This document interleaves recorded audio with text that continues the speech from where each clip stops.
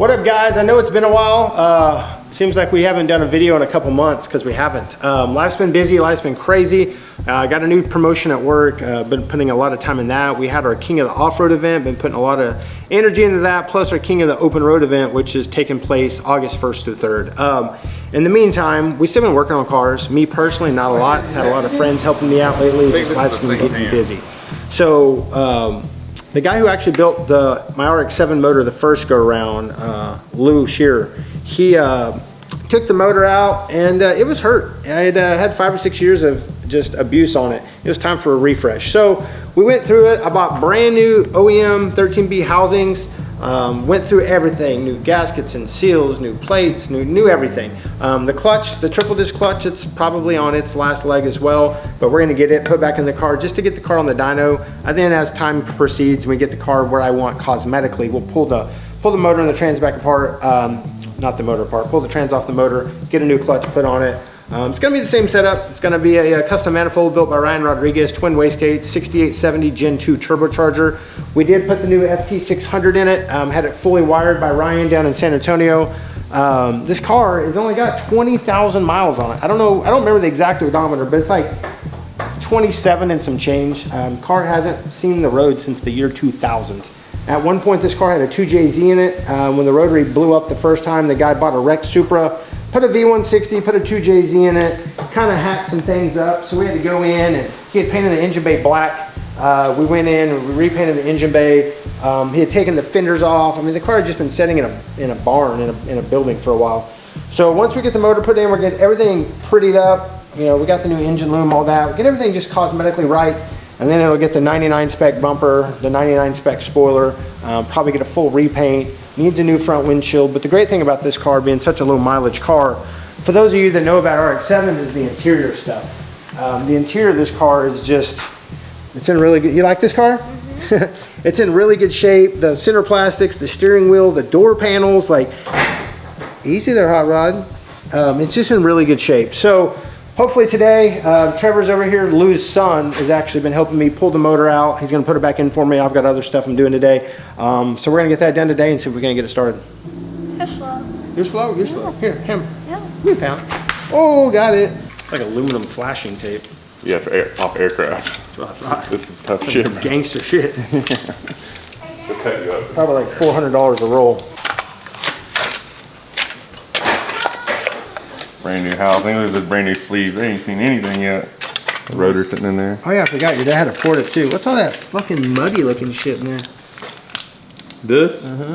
That's just part. That's just like when you port eating that stuff up. Oh, that? Oh, that's all grease, G. Looks like shit. Yeah. It's engine lube. Cool. Yeah. That's what I assume those are all new plugs? Yeah. Yeah. That's it. Yeah. This is for your coolant for heater hose. Is this a new pan or the same pan? I don't know. I think this is the same pan.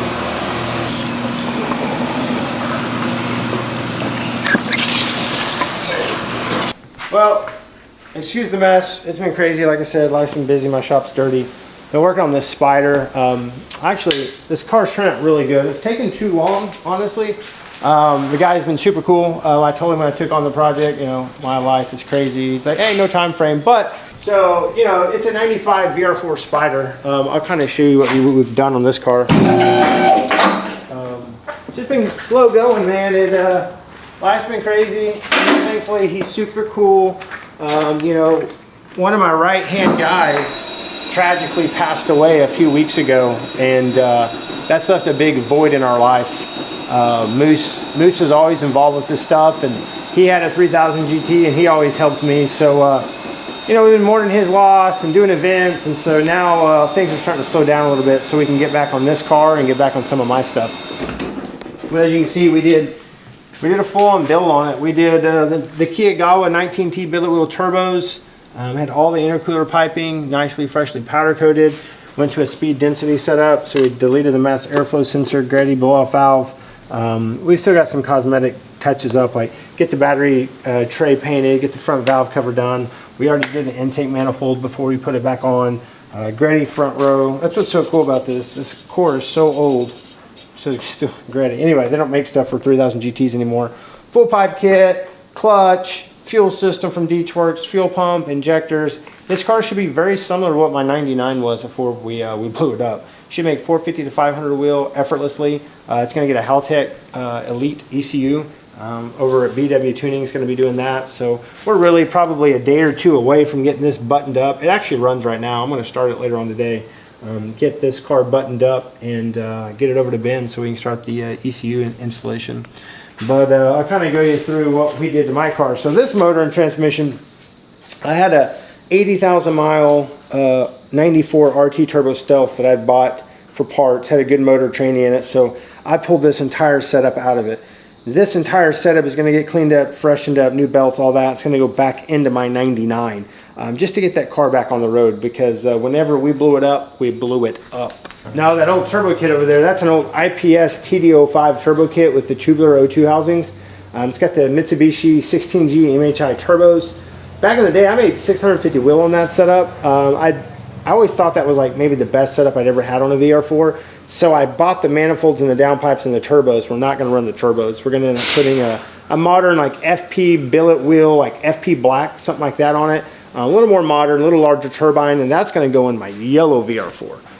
Motor's almost done for that. We just, like I said, man, we've got so much going on. But this is the motor that we blew up out of the 99. And if you look down here in these intake ports, I don't think metal should be above the valves. I mean, that's just that's typically not. Look, there's a piece of a ring.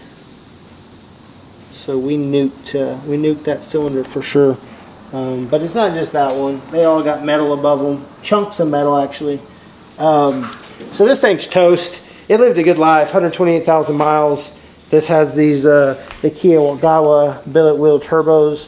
Man, they did really well. I mean, those turbos took a beating, made great power, and so it needed a refresh. And it was time, and it blew up. So it was kind of a forced deal. So we're gonna put that power plant back in it, get it cleaned up, put those turbos back on that, turn it down, probably 450 wheel. The car didn't need to make the power it made. I just got greedy and turned it up. And then with the yellow car in there, that's the car that's gonna make good power. Built motor, Brian Crower billet crank, TD05 kit, all the good stuff, the heads, the cams, yada, yada, yada. So that's one of the projects going on. That's the 99 that's obviously blown to the moon. It's just kind of chilling. Sorry my shop's a mess. Evo, man, I haven't got around to touching it same way as when I spit a rod out of that. The Supra, we've been working on a little bit. We got the motor, the tranny, the turbo kit, all that. The Viper, cool stuff. We're actually dropping the motor and the transmission off with Misfire today. Sean and Grant and the guys.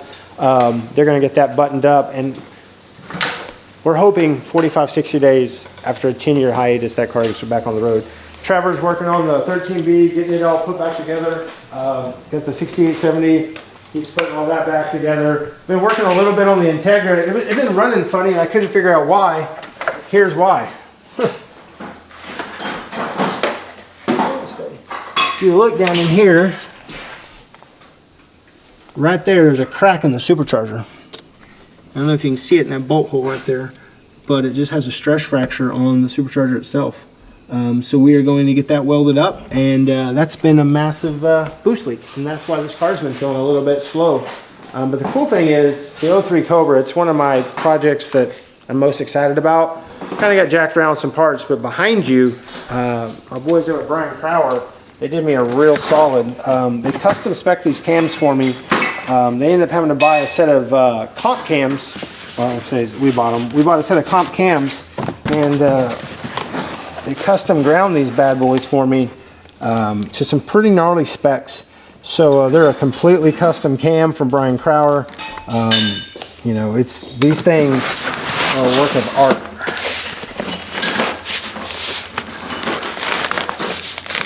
So this should make the old modular Cobra go thump thump. And then I got something really cool I haven't showed you guys yet.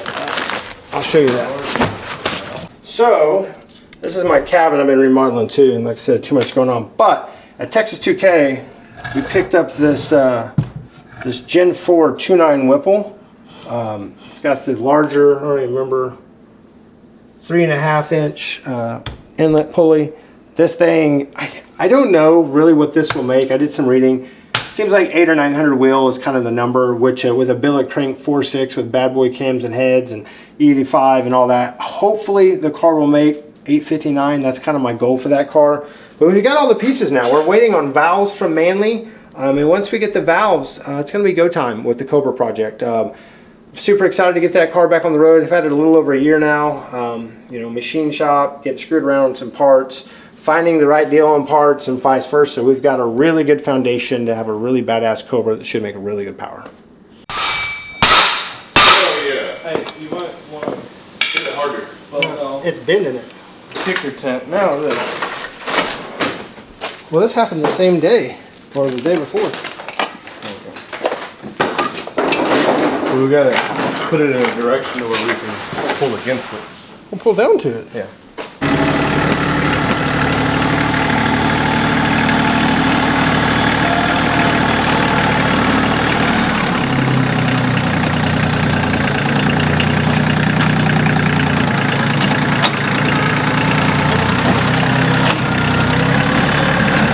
Four.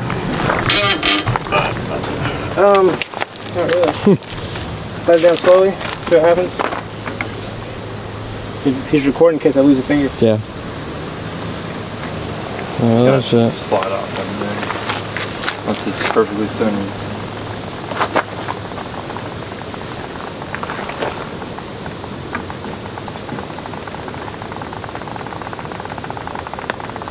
Get out of the way in case it kicks out. Cowie! I just thought about something. Problem is, how are you Starting gonna to go this way. how are you gonna get it get a ball on it? Blocking the ball.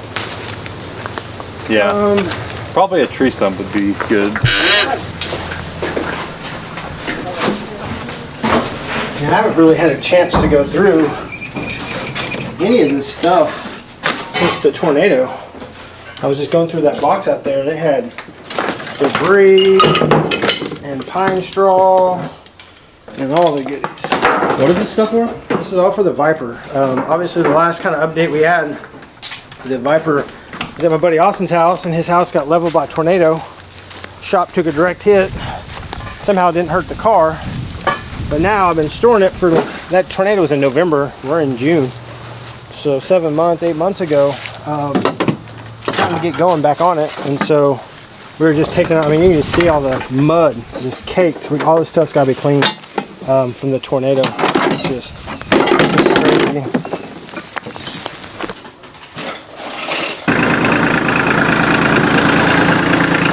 Pull that truck forward.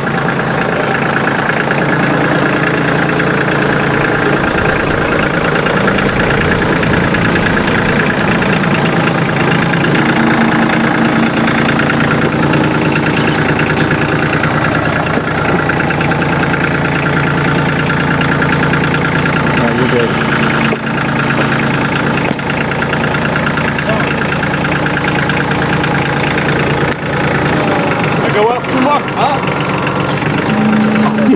That was the wrong way.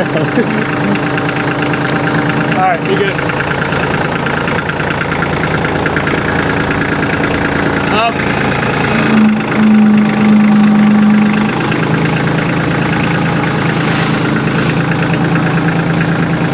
Alright, down?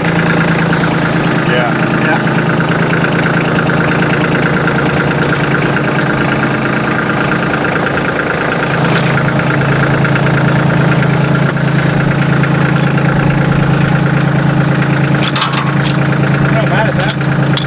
TJ's RX-7, you got a white one?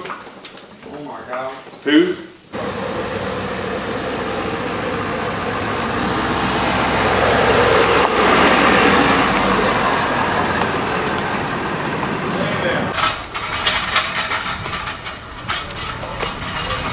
I'm curious to see if any debris got in the valve covers.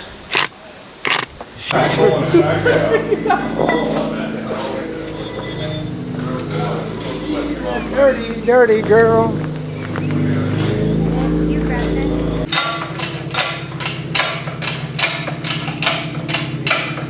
Fucking, I hated doing lifters on the new 6.7s. I guess not new now, but No, they're not new now. they have these weird holder pools. you got to use Here, let me see it real quick. to hold the lifters up? Not fun.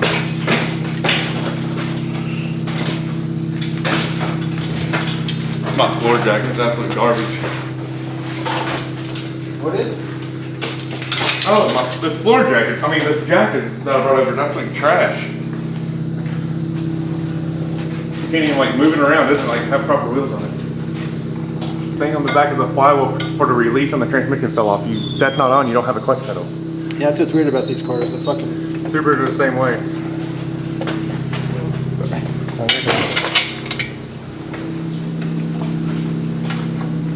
You going swimming? Buy a shoe. What else do? Here, let me see it.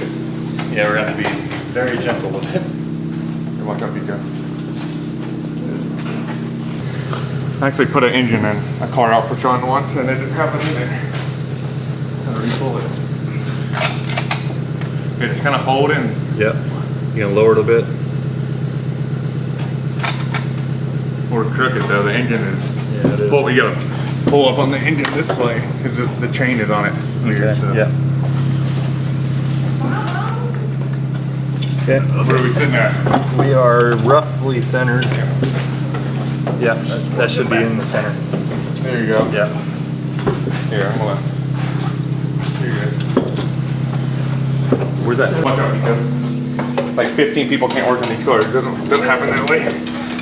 Who do I sound like? Raise the engine up here.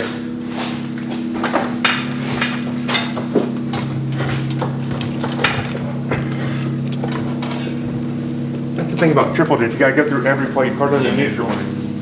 So that's just kind of getting you guys up to date what's going on over here. It's a lot, as always. Life gets busy. We kind of get pulled in different directions, but it's summertime now, so we're getting back on the projects. We got everything loaded up today for the Viper. We'll get that over to Misfire Motorsports this week.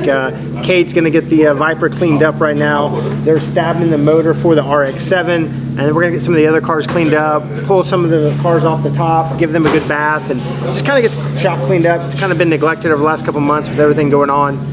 So yeah, that's kind of where we're at. Thank you guys for being patient with me. Thank you guys for watching our content. I got something kind of cool cooking. I hope you guys like to listen to me talk, because I got this old pickup truck I bought. It's a 1948 2.5 ton flatbed. And I think I'm gonna have a podcast. We're gonna set that truck out at the road. We're gonna talk to some folks. We're gonna bring some people in, and just two dudes in an old truck sitting behind the wheel. So I think it'll be a really cool deal. So that'll be coming soon as well. Thank you guys again.